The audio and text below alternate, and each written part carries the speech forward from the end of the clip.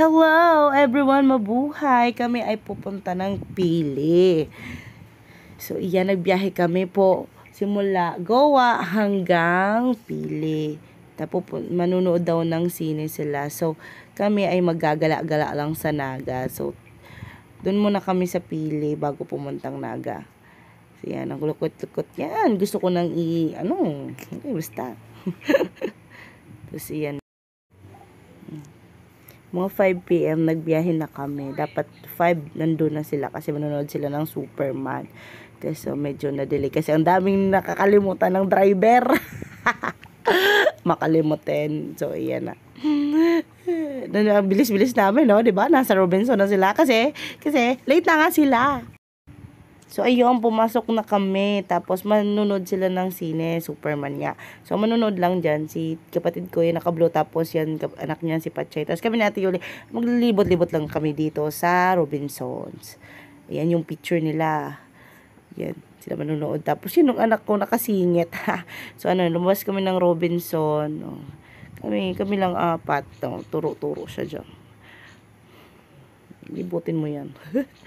Tapos, pumunta kami ng Yesiano. Tapos, umalis siya dyan kasi pinaandar ko. Takot pala siya. So, siya. Nag-enjoy siya pag hindi gumagalaw yung laruan. Diba, nag-seatbelt pa siya. Lagay ko daw coins. Takot nga siya. Tapos, pumasok na siya sa playground, play area, whatever. So, yan. Hindi naman siya glalaro. Pinupulot niya yung nagkakalat na bola. Ay nakaisip na siya maglaro. Ayan, laro-laro na siya dyan. So, habang naglaro siya, ako naman, ay kumakain. At natapos na sila at nag-aya na mag-Jollibee. Yan. Tapos yung anak ko, ayun, magpapapicture daw siya kay Jollibee. Nung pumasok kami, pakinggan mong sasabihin ng anak ko.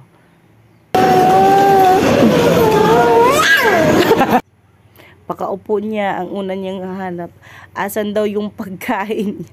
Wala daw pagkain sa table niya. So, yan.